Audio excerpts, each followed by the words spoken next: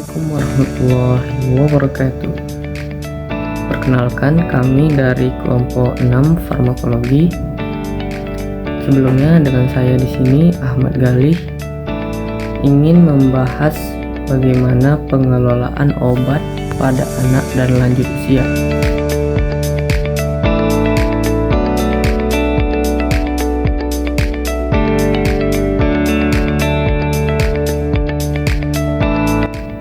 Pengelolaan obat adalah suatu proses yang dilakukan untuk memasukkan obat yang digunakan secara tepat, mulai dari pemilihan jenis obat, penentuan dosis dan cara pemberian, pemantauan efek terapi, hingga evaluasi terhadap efek samping yang mungkin muncul.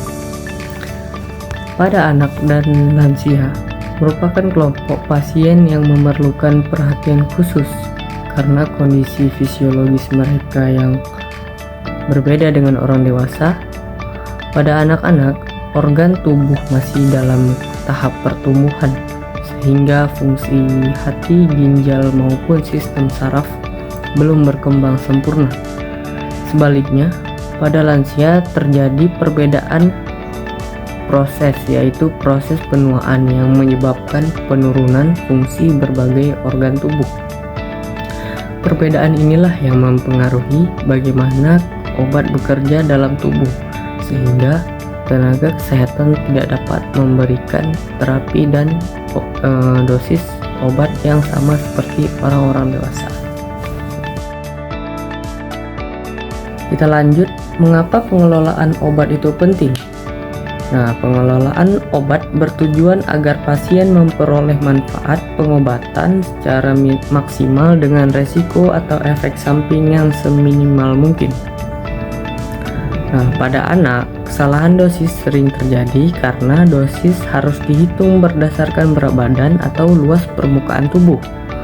Jika dosis terlalu kecil, maka obat tidak akan memberikan efek terapi yang diharapkan. Sebaliknya, jika dosis terlalu besar dapat menyebabkan keracunan pada anak. Sedangkan pada lansia, penggunaan obat seringkali kompleks karena sebagian besar memiliki penyakit kronis seperti hipertensi, diabetes, atau penyakit jantung, sehingga harus mengonsumsi beberapa jenis obat sekaligus. Kondisi ini meningkatkan resiko interaksi obat, efek samping, bahkan rawat inap akibat penggunaan obat yang tidak tepat. Next, kita bahas mengenai fisiologisnya. Apa sih perubahan fisiologis pada anak? Pada masa bayi dan anak-anak, hampir seluruh sistem organ masih berkembang. Hati sebagai organ utama metabolisme belum mampu bekerja secara optimal karena aktivitas enzim metabolisme masih sangat rendah. Akibatnya, beberapa obat akan dimetabolisme lebih lambat, sehingga bertahan lebih lama di dalam tubuh kita. Fungsi ginjal juga belum berkembang sempurna, sehingga proses pembuangan obat melalui urin menjadi lebih lambat. Berbeda halnya dengan bayi. Jika bayi itu mengalami perkembangan fisiologis, maka pada lansia mengalami penurunan fisiologis. Nah, kenapa bisa seperti itu? Karena seiring bertambahnya usia, tubuh mengalami berbagai perubahan fisiologis, seperti fungsi hati menurun secara bertahap, sehingga kemampuan membuang obat menjadi lebih lambat. Oleh karena itu, obat dapat menumpuk di dalam tubuh dan meningkatkan resiko toksisitas atau keracunan.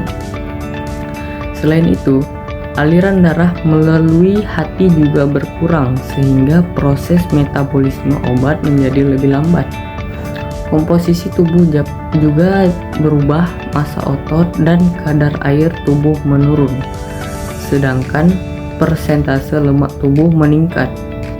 Perubahan ini menyebabkan obat yang larut dalam lemak memiliki waktu yang lebih lama dibandingkan pada orang-orang dewasa.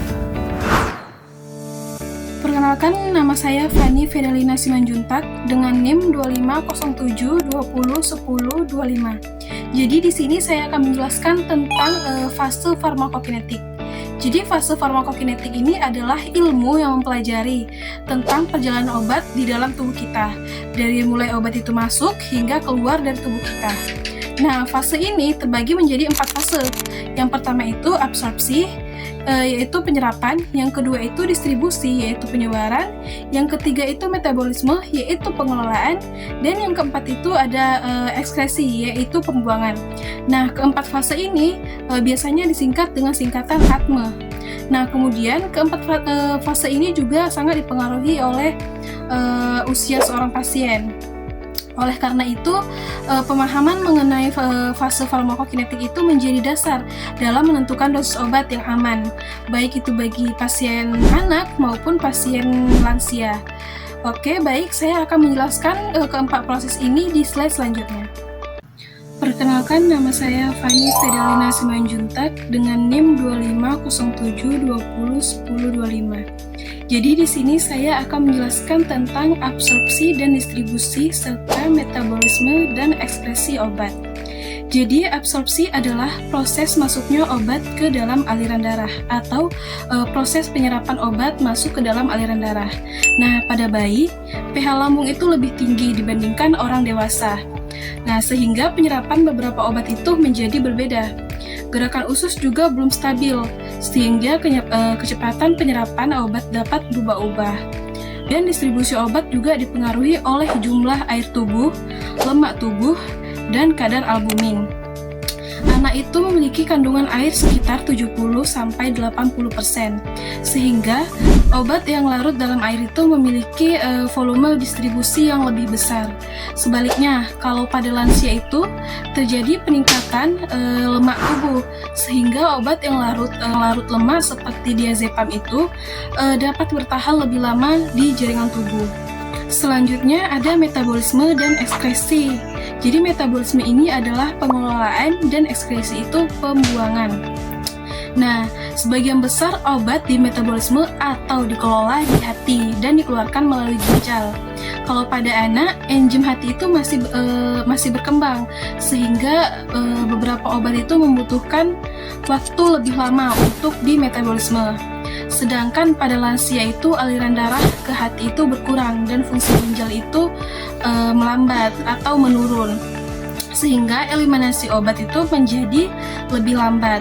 Singkatnya seperti ini, metabolisme zat pada anak dan lansia itu sama, yaitu sama-sama menurun, tapi penyebabnya berbeda.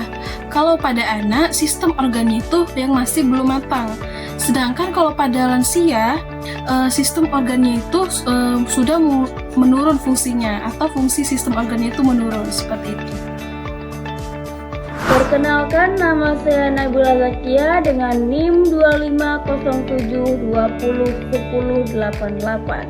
Baik, saya di sini akan menjelaskan tentang farmakodinamik dengan prinsip-prinsip pengelolaan obat pada anak. Farmakodinamik menjelaskan bagaimana obat memberikan efek samping di dalam tubuh melalui interaksi dengan reseptor. Pada anak, sistem reseptor masih berkembang sehingga respon terhadap beberapa obat dapat berbeda-beda dibandingkan orang dewasa. Sedangkan pada lansia terjadinya peningkatan sensitivitas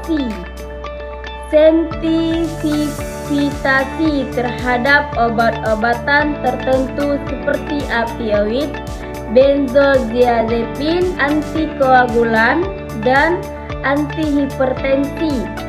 Oleh karena itu, lansia lebih mudah mengalami hipertensi, gangguan kesadaran, pendarahan, maupun jatuh. Prinsip pengelolaan obat pada anak. Dalam pemberian obat pada anak, dosis harus dihitung berdasarkan berat badan atau luas permukaan tubuh. Penggunaan alat ukur yang tepat seperti fluid oral sangat dianjurkan untuk menghindari kesalahan dosis. Selain itu, tenaga kesehatan harus mengedukasikan orang tua mengenai jadwal minum obat. cara penyimpanan, dan tanda-tanda efek samping yang harus segera dilaporkan. Perkenalkan, nama saya Intan Azura dengan NIM 2507201032. Saya di sini akan menjelaskan tentang prinsip pengelolaan obat pada lansia. Pada lansia digunakan prinsip start low atau go slow, yaitu memulai terapi dengan dosis rendah kemudian ditingkatkan secara perlahan sesuai kondisi pasien. Prinsip ini bertujuan untuk mengurangi efek samping terhadap kondisi pasien dikarenakan lansia sensitif terhadap obat. Selain itu, diperlukan evaluasi terhadap seluruh obat yang dikonsumsi oleh pasien agar mengurangi interaksi obat dan meningkatkan kepatuhan terapi. Selanjutnya, peran perawat. Perawat memiliki peran yang sangat penting terhadap pengelolaan obat. Sebelum pemberian obat, perawat harus melakukan pengkajian terhadap pasien, menghitung dosis dengan benar, menerapkan prinsip 6 benar pemberian obat, serta memantau respon setelah pemberian obat. Perawat juga bertanggung jawab pemberian obat kepada pasien dan keluarga agar penggunaan obat di rumah tetap aman. Selanjutnya ada masalah yang sering terjadi. Masalah yang sering ditemukan pada anak adalah kesalahan dosis akibat perhitungan yang kurang tepat atau penggunaan alat ukur yang tidak sesuai. Sedangkan pada lansia, penggunaan banyak obat meningkatkan risiko interaksi obat, efek samping, penurunan fungsi kognitif, hingga kejadian jatuh. Oleh sebab itu, evaluasi penggunaan obat secara berkala sangat diperlukan. Selanjutnya ada upaya pencegahan. Upaya pencegahan, setiap pasien memiliki kondisi yang berbeda, sehingga terapi harus disesuaikan secara individu. Monitoring fungsi ginjal, fungsi hati, tekanan darah, kadar gula darah maupun periksa laboratorium lainnya harus dilakukan sesuai indikasi. Selain itu, kolaborasi antara dokter, perawat, apoteker, pasien, dan keluarga sangat penting agar pengobatan berjalan aman dan efektif. Perkenalkan, nama saya Rizky Amelia. Saya akan menjelaskan contoh kasus singkat, yaitu sebagai contoh seorang anak dengan berat badan 10 kg yang memerlukan paracetamol. Tidak boleh langsung diberikan dosis dewasa.